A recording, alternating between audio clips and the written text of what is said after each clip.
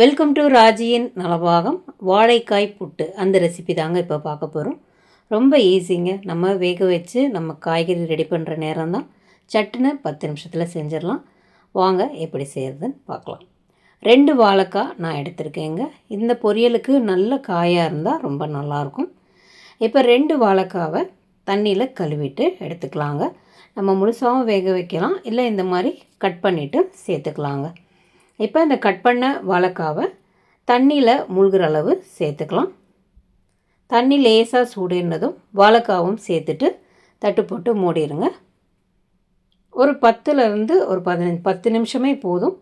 நல்லா இந்த மாதிரி தளத்தலன்னு கொதித்த உடனே ஸ்டவ்வை ஆஃப் பண்ணிவிடுங்க. ரொம்ப குழைய விடக்கூடாது. 3/4 பதம் வெந்திருந்தால் போதுங்க. ரொம்ப வேக வச்சோன்னா குழஞ்சிரும், காய் நமக்கு உதிரியாக வராது. இப்போ ஸ்டவ் ஆஃப் பண்ணிவிட்டு எல்லா காயும் எடுத்துடலாம். இது ஒரு 10 நிமிஷம் ஆறிட்டு இருக்கட்டும். அதுக்குள்ளே 2 பெரிய வெங்காயம் நல்ல பொடியாக கட் பண்ணி எடுத்து வச்சுருக்கேன். ஒரு பச்சை மிளகா பெருசு கீரி, இந்த மாதிரி கீரியும் வச்சுக்கலாம், இல்லை பொடியாகவும் கட் பண்ணி வச்சுக்கலாங்க. நான் இந்த மாதிரி கீரி வச்சுருக்கேன். இதுக்கு ஒரு 1/4 முடி தேங்காய் திருகி எடுத்து வச்சுக்கலாங்க. இப்போது வாழைக்காய் நல்லா ஆறிடுச்சு. இதை தோல் எடுத்துக்கலாங்க. அது வாழைக்காய் எப்பயுமே நம்ம இந்த மாதிரி இருந்தாலே லேசாக அந்த கருப்பு கொடுக்கும். அதனால் ஒன்றும் இல்லைங்க, நீங்கள் மேல் தோல் மட்டும் எடுத்துருங்க. அது உள்ளே லேசாக அந்த கருப்பு கொடுத்தா ஒன்றும் பரவாயில்ல. அதுக்காக அந்த மேல் தோல் அந்த கருப்பு எல்லாத்தையுமே நம்ம எடுக்கணும்னு அவசியம் கிடையாது. அந்த தோல் மட்டும் மேல் இருக்கிறது மட்டும், அந்த கனமான தோலை மட்டும் எடுத்தால் போதும்.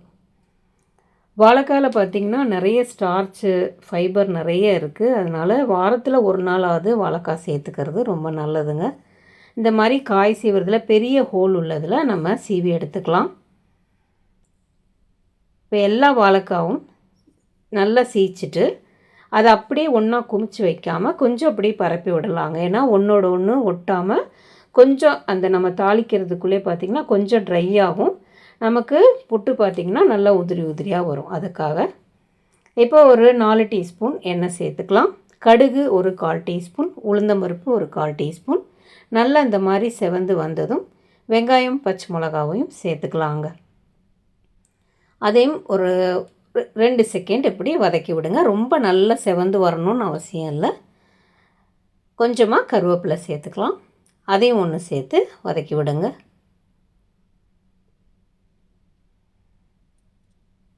இப்போ வதங்கினதும் நம்ம வாழைக்காவை அதில் ஒன்றா சேர்த்துக்கலாங்க. மொத்தமாக அப்படியே கொட்டிடாமல் கொஞ்சம் பொறுமையாக மெதுவாக கை வச்சு தள்ளி விடுங்க. இப்போ இந்த காய்க்கு தேவையான உப்பு ஒரு 1/4 டீஸ்பூன் போதும். மிளகுத்தூள் ஒரு 1/2 டீஸ்பூன். இப்போ நம்ம தாளித்து வெங்காயம் வாழைக்காய் எல்லாமே சேர்த்ததுக்கப்புறம் ஸ்டவ்வை கம்ப்ளீட்டாக சிம் பண்ணிக்கோங்க. ஒரு 5 to 10 நிமிஷம் தாங்க இந்த வாழைக்காய் புட்டு செய்கிறதுக்கு டைம் எடுக்கும். இப்போ ஸ்டவ்வை சிம்மிலே வச்சு மெதுவாக ஒரு 2 நிமிஷம் 5 நிமிஷம் அப்படியே கிளறி விடுங்க. நல்ல உதிரியாக வரும். இப்போ இதில் கடைசியாக தேங்காய் பூவை சேர்த்துக்கலாம். ஏன்னா நம்ம ஏற்கனவே வாழைக்காவை வேக வச்சு தான் நம்ம திருகி சேர்க்குறோம். அதனால் 5 to 10 நிமிஷம் தான் இந்த பொரியலுக்கு ஆகிற நேரம். நீங்களும் ட்ரை பண்ணி பாருங்கள் வாழைக்காய் புட்டு. வேறு ரெசிபியோட அடுத்த வீடியோவில் மீட் பண்ணுறேன். தேங்க்யூ.